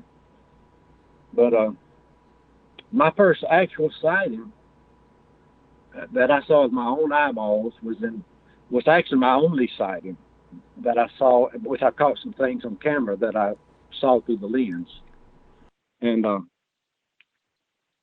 it was May the 2nd, again of 2018, and I never will forget. It was like 9:30 in the morning, and I had just walked out onto my back porch, and it was a nice day, and I saw a beautiful red fox was back in the field behind my house. And I always tell people, I don't mind it. If you Google my house, whatever, you can see, I call it an hourglass figure. And the woods around my house, it kind of hourglasses to my house and goes across the road. And that's one of the reasons why I think it's active back there. And one of my jokes is where's a Bigfoot cross the road? And I'll say, I think right in front of my house, because it's about the only place to get to the woods on the other side of the road. And I contribute that to a lot of activity that's went on. But anyway, this particular morning, I saw that fox, and I said, well, I'm gonna pull a Doug, and I'm gonna get my camera, and I'm gonna follow that little critter through the woods and see how he feels. So I was following this fox. And another thing is that normally when I go into the woods behind my house, of course I don't try to be stealthy or anything, because I've always heard that them boogers, they know you're there, so ain't no sense trying to sneak up on them, But this particular morning, I was being stealthy, so trying to watch the fox, and it wasn't long before it got out of sight. But there's a fence that borders my property, and on the other side of the fence is a leashed hunting property, and and I might go along the fence once in a while, but I don't go over in there too much, But anyway, I was following this fox till I lost it, and I got to that fence. So I was looking across the fence, and like I say, it was 9:30 in the morning, and looking through the woods. There were some trails back there for the hunters, I guess, and the sun was just coming down perfect, and it was highlighting a trail, through the woods that I could see through the woods. And like I said, I lost sight of the fox, so I stood there for a minute, and I put my camera in my pocket, and I crossed my arms, and I was just looking at the day, And I always estimate it like this, to how long I actually saw this thing. And I'll say, if you turn your eyes as far to the left as you can, then just move them as slow as you can all the way to the right, whether it's a second or 2 or 3 seconds, whatever that is. That's about how long I saw this. And what it was, it was on that sunlit trail, and it was so fast, and it come from the left, and I couldn't really make out a lot of detail except that it was solid. It was bipedal. It was solid black. And it didn't look to be big and humongous, but it was moving so fast, and looked like it had a oversized head or something, or I always say maybe or even looked like his head was leaned far back, but his body was leaned forward like that of a skier, reminded me of a skier, and it was moving so smooth. And nowadays you're starting to hear more people talking about how these things just seem to glide away, and that's what this is. And and I always put it, and Doug, you can probably identify this. I always say, to me, it looked like, if you're watching the behind the scenes of the movie and you see a camera on the rail somewhere where they just want to get a smooth shot at whatever. I said, that's what it looked like. You'd have thought this thing was on a set of rails back there. Yeah. Gliding through the woods, Yeah. They look like they're floating, kind of floating when they're walking.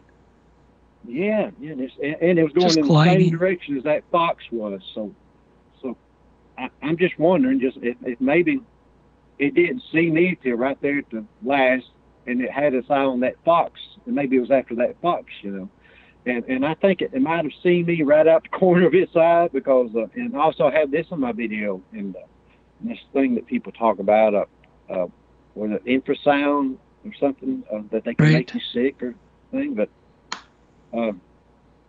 wow. And this has never happened to me since then, but just suddenly, just very fast. It seemed like all the blood went to my head. My face turned real flush, and I got nauseated and dizzy and confused. And the only thing I could think of at that time, was basically to pull my camera back out and try to film what was going on with me, just in case I was having a heart attack or what. At least I have some kind of evidence. Here it is again. I document everything. And looking back at the film afterwards, it was all crooked and sideways. I wasn't sure how to get the camera on, so I was surprised I actually filmed it. But it was, I've never felt like that in my life, and I wasn't scared. It wasn't like it scared me or nothing, and I wasn't overexcited that I felt it or anxious, but it's just the strangest feeling, and I felt, even though I could see my house through the woods, I didn't know if I could make it back or not, And, so it was really bad. I mean, the effect that you had of confusion was extreme. I guess it really was. I've never felt nothing like that before, up until this day. And and I could see the house, like I say, from where I was at, and my wife's an RN. So first thing I thought, maybe I need to call her, but I didn't want to scare her and have 911 and ambulance pull up my yard, and they say, okay, yes, that old Bigfooter guy again, So I called a friend of mine, which was pretty big researcher at one time, was really popular guy. And I was telling him what's going on, and he kind of talked me through the woods, okay, Dad, slow down, take a deep breath. It's all right, just breathe, don't pass out, just kind of help me get through the woods, and I was talking to somebody in case something happened. Well, by the time I got in the door, my wife thought I was having a heart attack, and eventually she seen it was possibly some kind of anxiety or a attack or something like that, But this is I guess I can call this my proof of evidence. So I did calm down after a little while, and it felt okay, a little excited, this is so cool, and I was thinking about it, but fortunately, I had scheduled a doctor's appointment that same afternoon, about 4:30, and I had a doctor's office just up above my house. So I went for my doctor's visit that day, and they did the first things they do, take your blood pressure and check your oxygen levels, things like that. Anyway, the nurse was checking my blood pressure. She checked it again, and she turned. She said, Mr. Boswell, said, are you feeling okay? I said, well, yeah, I'm feeling pretty good. She said, well, your blood pressure has never been this high. And I was thinking to myself, I ain't never seen a booger either, but I didn't think it was showing, But of course, like most researchers, and I'm not ashamed of it. I enjoy. I call it a prestigious hobby. My Bigfoot researching. But I talk to my doctors and the nurses, and I don't mind talking to anybody about it. So they know I did this. So I eventually told her. I said, I think I might have seen something. And so she put it on my medical record as a patient claims to have seen a Bigfoot. And I'm like, well, okay, you did it now. I'm officially documented.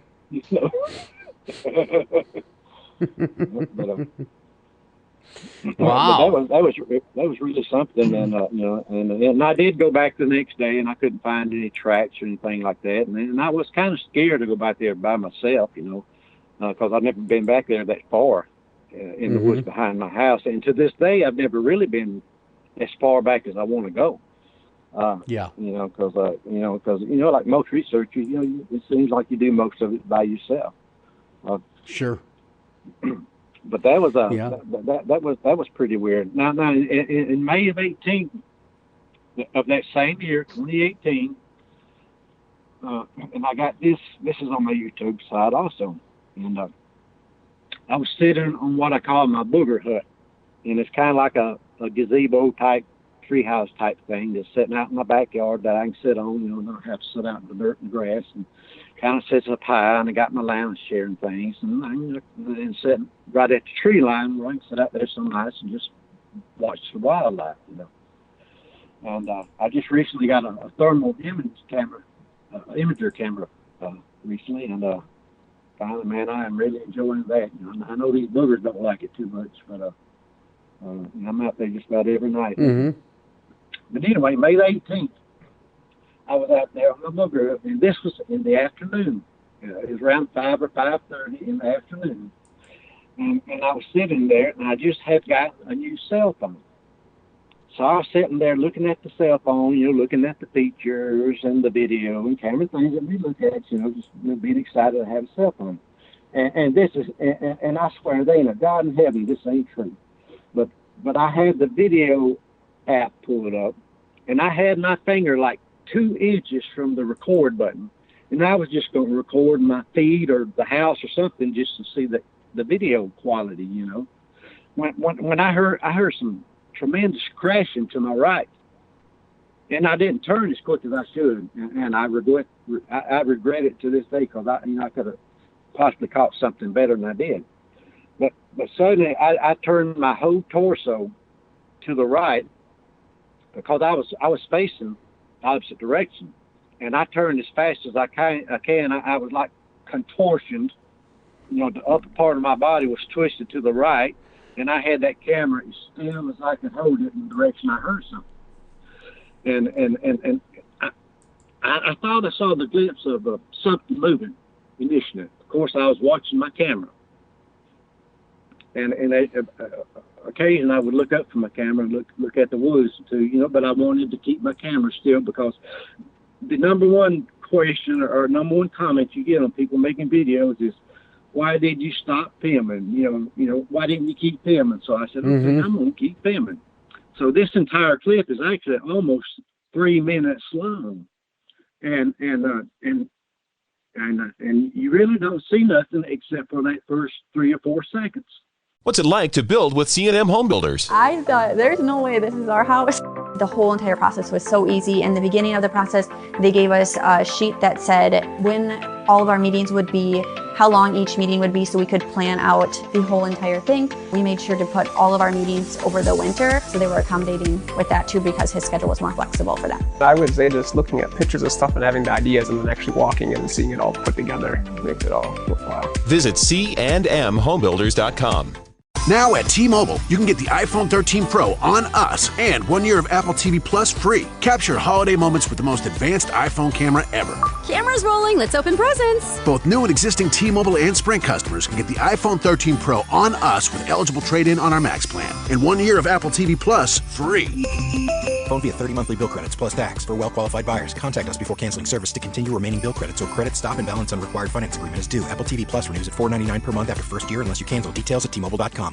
You know, or I didn't see nothing. And I actually, and the other question is, why didn't you walk to it? I did that. I got up and I took my big old butt off of that booger hut and crawled down, and I walked over and I looked and seen. But anyway, here's what I saw.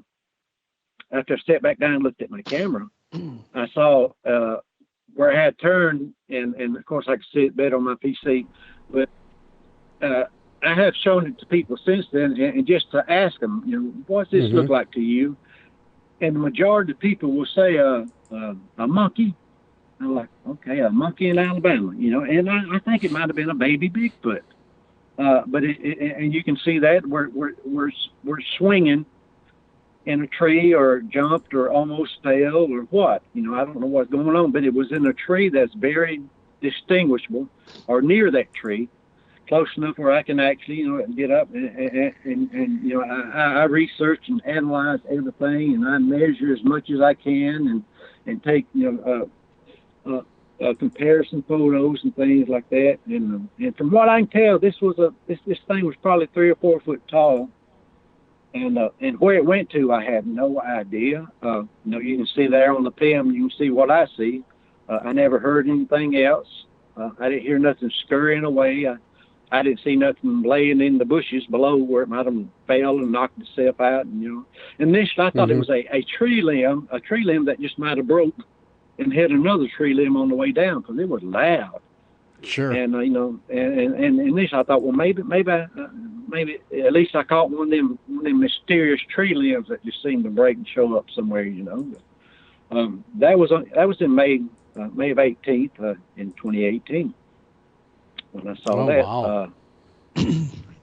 Say, Dale, have you do you have any really good stories from your neck of the woods that you've heard? I know there was one story on your YouTube channel, maybe you can relay that one, of the truck driver that saw one that was about to cross the road. Yeah, that gentleman, like I said, I'm not ashamed to talk to anybody about Bigfoot, because you never know what, because most people are not just going to bring it up. And of course I got a little sign by the side of my truck, and many times people come up to me and say, first say, "Are you serious about this?" And I'm like, "Yeah, I am." They say, well, let me tell you what I saw. And I have people like policemen and lawyers and doctors and just a lot of people just interested in what's going on, and they'll tell me things they saw. And believe it or not, here in where I live at, I guess many people tell me about seeing a white Bigfoot. They say it was white. Again, that's what my daughter saw. Thought it was a polar bear back in 2014.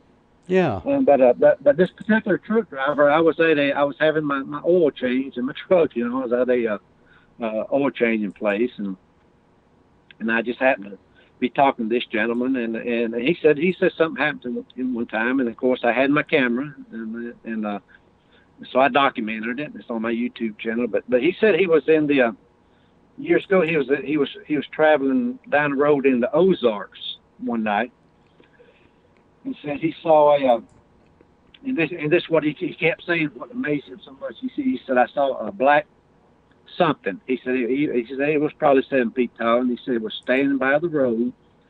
And he said it was solid black. He said, but what amazed him most, he said, it looked both ways before it crossed the road.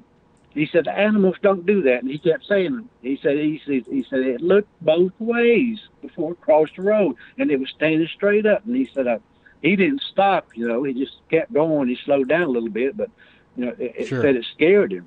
And that was that was just one of the local stories I called. I was in Auburn, Alabama, at my doctor's office a few years ago, and every once in a while they'll call me the singing Bigfoot guy, So my nurse said, "Aren't you that singing Bigfoot guy?" I said, "Well, I guess so." And we were in one of the rooms, and she had closed the door. She said, "Can I tell you something? Just between us?" I said, "Well, sure." And she told me, she said many years ago, she said she was living in a house outside of Auburn, and said down below the house they had like a little pond, kind of sit down in the pasture, and said she was on her back porch one evening drinking a cup of coffee, and she said I saw what I thought was a white or a blonde Labrador retriever, big old dog, was drinking water out of my pond. She said, then it stood up on 2 feet and walked off. I said, well, Wow. There you go. I did my best. What was that McLeod impression? Well, there you go. Yeah. Yeah. That's one of the stories. There's where I live at is my backyard or front yard is basically you can see Fort Bend in Georgia from my house, even though I'm in Alabama. The Chattahoochee River is kind of runs between us. I'm on the border there, and Columbus, Georgia is on the other side of us, and Fort Bend in Georgia. But there's a particular podcast that you can go to, and they talk about in 1979 of some soldiers in Fort Benning, Georgia. It's like I'm so close, I can see the airplanes, and I can hear them practicing sometimes to the point of my windows rattling, Mm-hmm. And, but there's a report of a soldier told about when he was out at I think it was Kelly Hill, which one day was out in Fort Benning, and said he was doing maneuvers and doing his guard duty thing, and you can listen to it and hear more detail. But said, the MPs were there and things such as that. So he said that there's this house that you walk down to, that they expect you to go look at and check the windows and doors and things like that. And every once in a while they'll leave something open just to make sure you went down and checked it and done your job, So they didn't want to get in trouble with the drill sergeant. Sure. So this guy did that, and by the time he got back up to the point, with the rest of the guys, he seen the MPs there, and they were helicopters with searchlights in the area. And he asked some of the drill sergeants and the majors and the MPs and whoever was there what was going on, and they told him that a soldier had been killed out there in the woods, and they said his chest had been ripped out. And oh my gosh! Said they witnessed a large, hairy beast, and they were looking for it. And that's just one of the things. There's been documents written up in the Columbus Ledger paper of things that people have seen years ago, not too far from my house. So it is a pretty squatchy neighborhood, it appears to be. Oh wow! Dang. Yeah, one of the really cool stories, excuse me, was the story. It was a secondhand story about the guy that got grabbed by a Bigfoot. That happened like 45 years ago in Irwinville, Georgia. And you had a post on that where he told the story. Do you know which one I'm talking about, Dale? I do. Are you still there? Yep. We are here. Are you there? Yeah, I was moving around a little bit. But anyway, yeah, I absolutely remember that. Again, that was me riding around, and this is so ironic, but not far from my house is an area called Bluff Creek. Of course, it's not the Bluff Creek we're all familiar with, Right. But it's a recreational area, and so I was riding through there, looking at the tree line, just doing just looking, And I saw this older gentleman was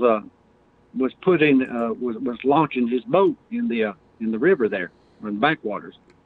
So of course I stopped to help him out. Then I brought up, I said, he fished tournaments and things like that. So I asked him, I said, have you ever seen or heard anything really strange, while you were out on the waters, or back in the middle of nowheres? And he said no, and kind of looked at me funny, to start with, and a lot of times you can get that impression where somebody's, got that look where, hey, I ain't talking about no Bigfoot, so you know when to cut it off or not.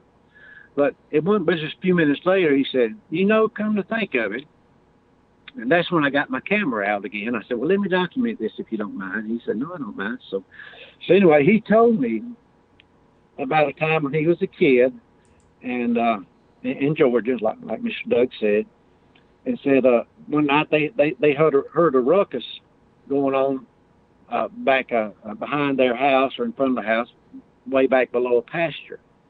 He said all the cows and horses and things were cutting up and carrying on.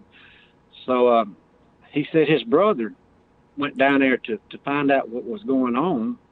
They said all the cows and horses were all basically running past him back towards the house. And said the brush and things was kind of high.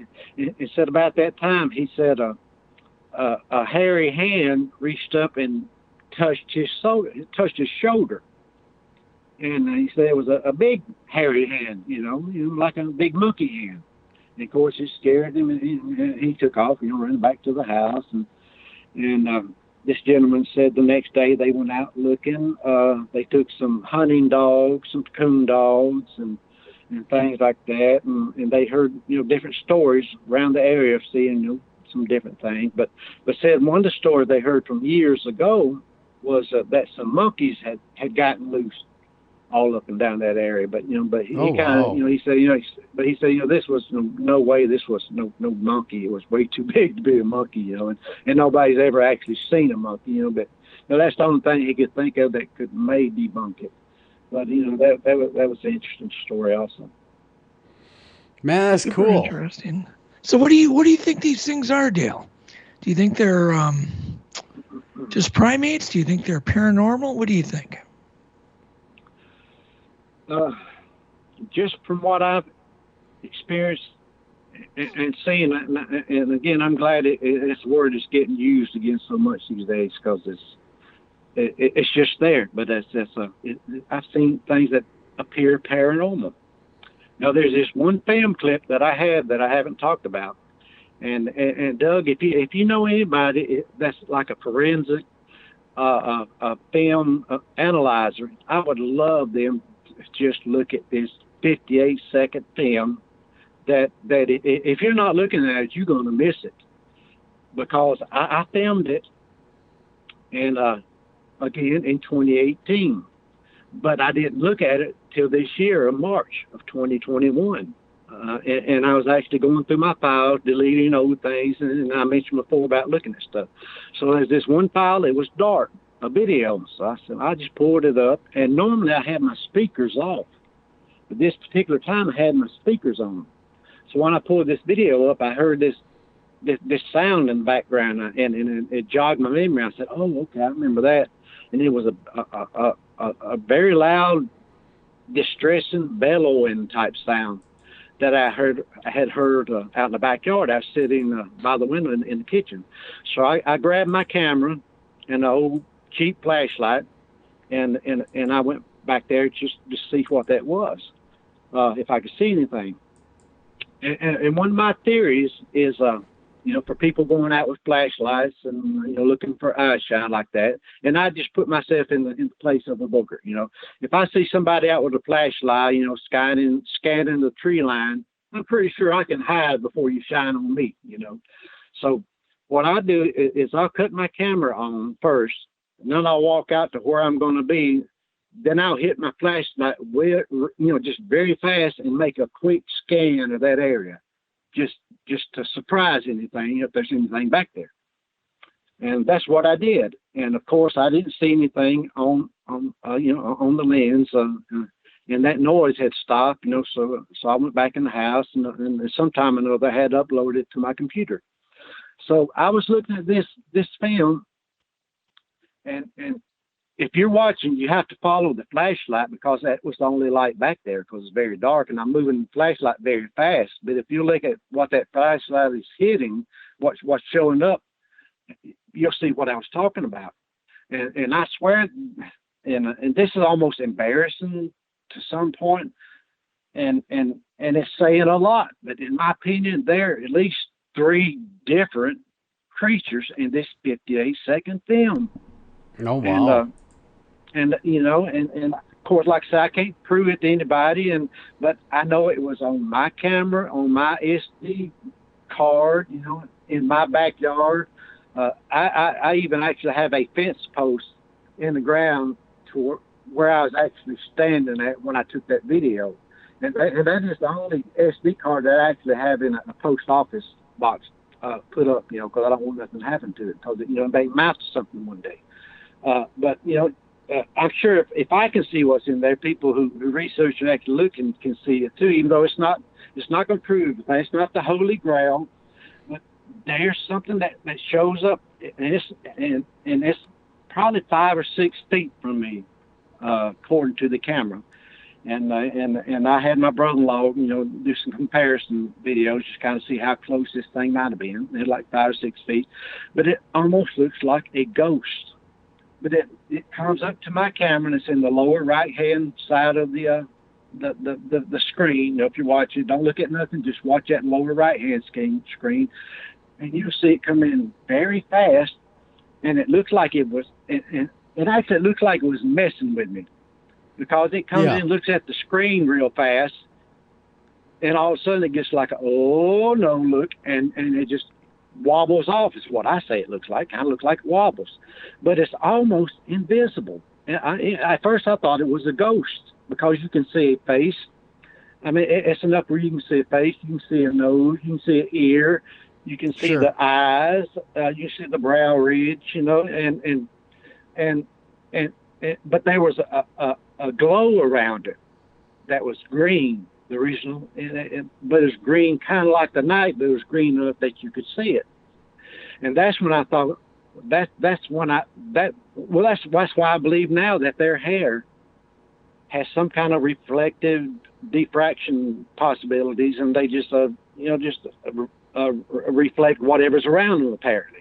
You know, and I'm not a scientist and I can't describe it, but I've seen and read some things, and I'm like, you know, that makes sense to me just from this film, because I've taken the film, and being a graphics designer and illustrator, you know, I can get around a little bit on a computer and Photoshop and Illustrator, and I've edited videos and things like that. So, you know, I got a pretty good eye, and I can do some enhancements.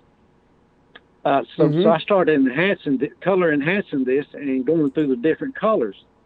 You know, and if there's nothing there, you go through all the color filters, it's gone.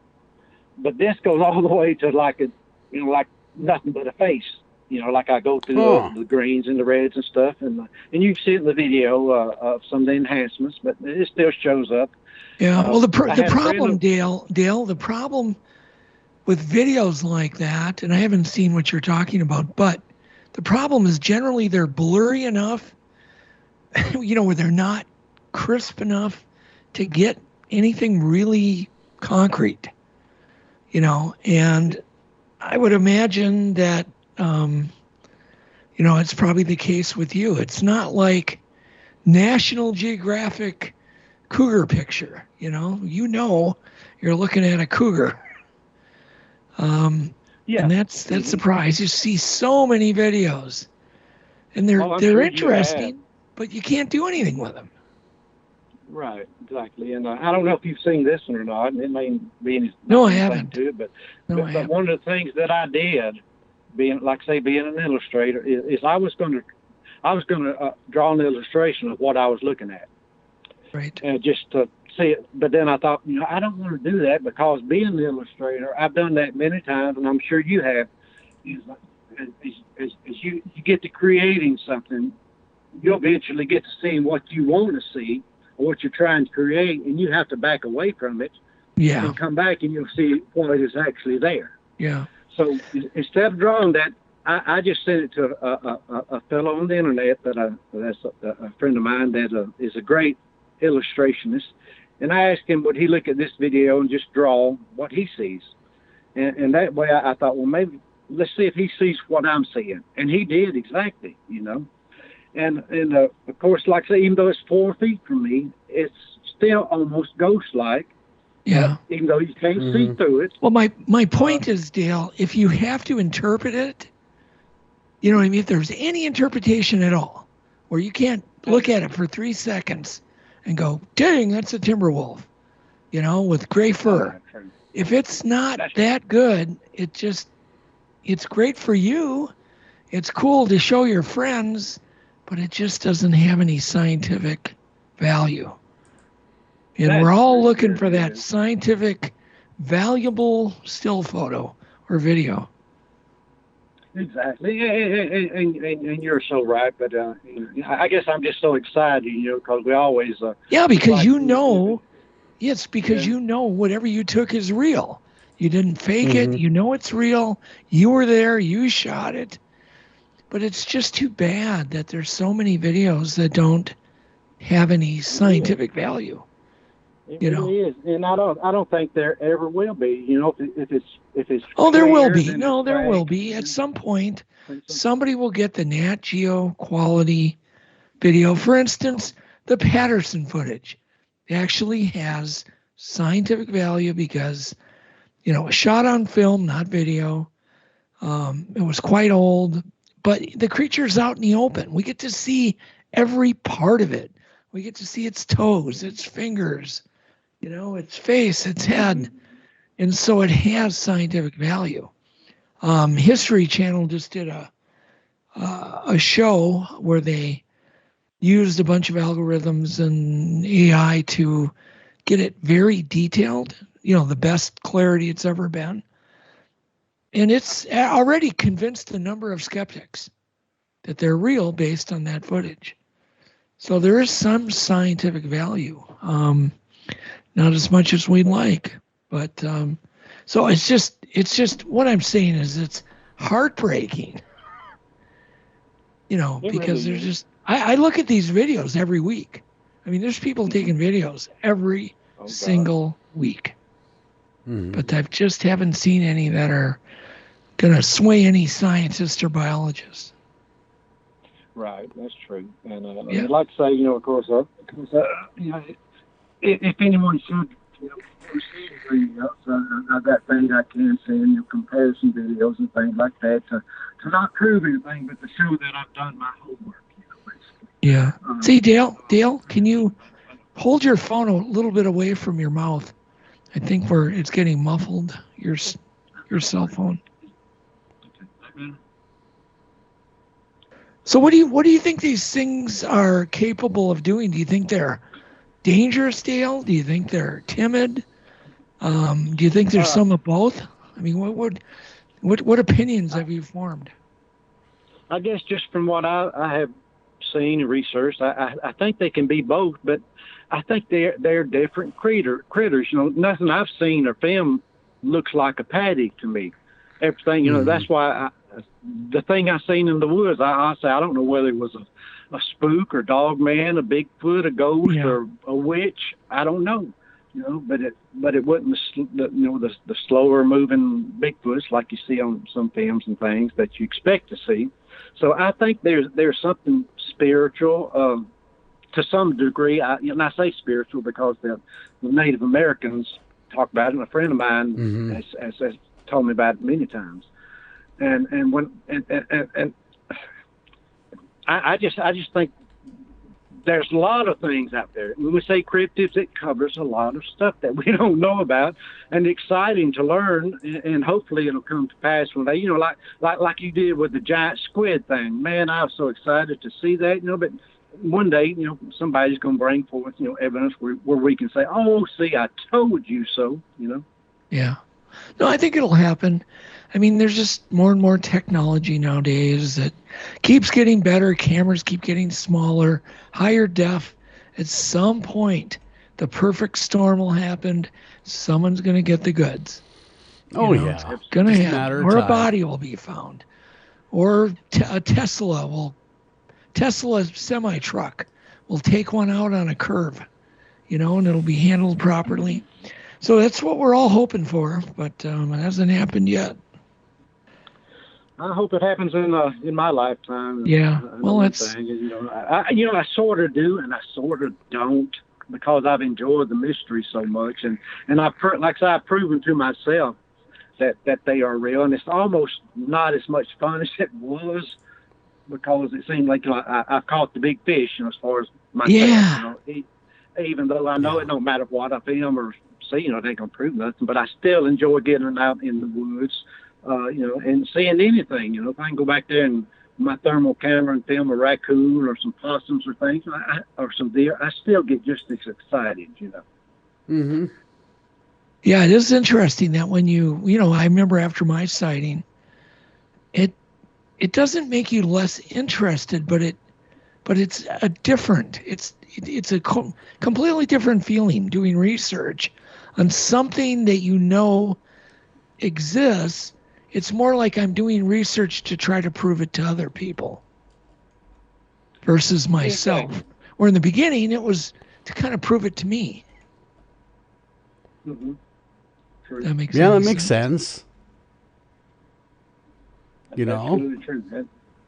And again, that's one reason why I don't push a lot of videos and stuff, because I don't want to, go down as that type of guy, But like a lot of researchers that kind of do private research, they have channels and don't mind sharing this stuff. But I'm not gonna post a video on all gazillion Bigfoot sites that I'm on, just for comments and things like that, unless it's something somebody wants to see, But I enjoy watching other people's videos and things like that, and pictures like the rest of us. But. Sure, I get you. I know exactly what you mean. So we have time maybe for one more question for Dale. What will it be? So Dale, what's the what's the most disturbing story, Bigfoot story that you've heard? You know, it doesn't matter if you've heard it in your neck of the woods. What's the most disturbing story you've ever heard about Bigfoot? Is there one that stands out as kind of freaking you out? One that really stands out, besides the Fort Benning story that I read about. That's creepy. That's on my YouTube site too. You can look it up. I think it says 1979 Bigfoot sighting or something. But that was really creeping me out. And I've had a lot of people, when I tell them about what I've seen here in the backyard, they ask me, "Ain't you scared? Go back there?" And I don't want to go too far in the woods by myself, regardless of boogers or not, because there's still things back there that want to kill you, and eat you, whether it's wild boars or snakes or hornets, Yeah. But I say, I found this 3 years ago and they ain't got me yet, so I guess it's okay, But I do enjoy the stories and things, but I'm fascinated by all the stories, and I love the Osmond story. That's a great story, and there's so many. Shoot, I wouldn't know where to start. Yeah, I had the pleasure to talk to Albert Osmond's son, his actual son, who was actually quite old too. And boy, he was definitely believed that Albert Osmond story that his dad told him, I'm sure, many times. Oh, I'm sure. It's a legendary story there for sure. Well, if you're muffled again, Dale. There you go. I'm sorry. But it is. I've had an awful great time talking to you fellas, and anything else you would like to know. If any questions, anybody can go to my Google site or Facebook site or whatever, and give me a holler, anything like that. Sure. I don't mind. Would you mind, Dale, if I play your Soldier's Prayer song? I really would. I really would like that, and that was a big part of my life, and I wish I had time to tell you that story. Give us the quick story on that song, and then I'm going to play it and we'll say goodbye. Okay, actually, I wrote and recorded this song back in, I think it was 2007, like that. But it's a song that is a tribute to our fallen soldiers. And there's some videos you can look at on my YouTube channel where I tell the full story, how I was inspired to write it and things like that. But anyway, it was probably the simplest song I have ever written in my life. And I never will forget, we were playing at a VFW in Wetumpka, Alabama, not far from my house. And I had just wrote the song, and we were playing that night. So I thought, well, I'll just try it out. So I went on. When we went on break, I went back on stage with just my guitar, and I said, I want to sing a song for y'all that I wrote just recently. And I started singing this song, and it still brings tears to my eyes. But the whole club just stopped. Everybody, what they was doing, stopped and turned towards the stage. The veterans surrounded the stage, and they were saluting me. And tears were coming out of people's eyes, and I'm like, oh my God, and so so I was just amazed by that, and then again the next week or so, I took the guys, we learned, and we went in the studio and recorded it, and since then, man, I had played many stages. There were times where I was singing it, and I couldn't even look at the crowd because they were crying, and they get me to crying, But it's just a heartfelt song about our fallen heroes, and my whole idea behind it was, that these people, they give up their lives and their families for us, and what could I ever possibly do to repay that debt? And I thought, and I know this is strange. I thought, well, maybe when and if I get to heaven, I can stand there at those pearly gates, and I can stand at their door, and I can let them soldiers go in first, because they deserve to go home first. And that's what I wrote the song about, and it gets quite a lot of airplay, and it's played at VFW functions and funerals and things like that. It was actually one of George Jones' favorite songs. And that was a great honor being a country music singer yourself, and he said it was the greatest military tribute he had ever heard. And I actually took him about 12 copies one Christmas because he wanted to send some to his friends for Christmas. But yeah, it's cool. It's really a heartfelt song, and I do send it out to all our fallen heroes and their friends and their families. And wow. Thank God. What a story. We'll go ahead and thank you very much, Dale, and it was great talking to you. And I want to end the show with this song. Yeah, we'll make that our exit for tonight. Guys, take care of each other, love each other. Dale, thank you so much for coming on the show. This is Joel. That's Doug over there. We're signing off. We're going to leave you with this song. Pleasure.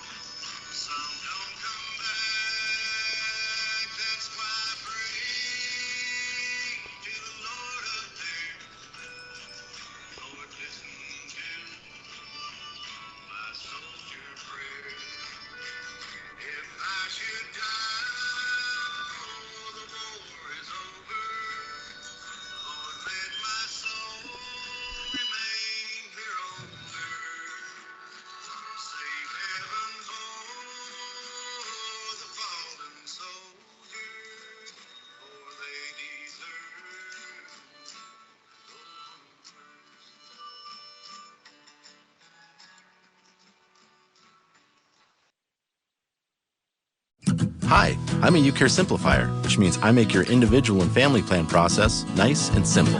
Let's go through it step by step. Step 1, go to MNsure.org. Step 2, see if you qualify for a subsidy.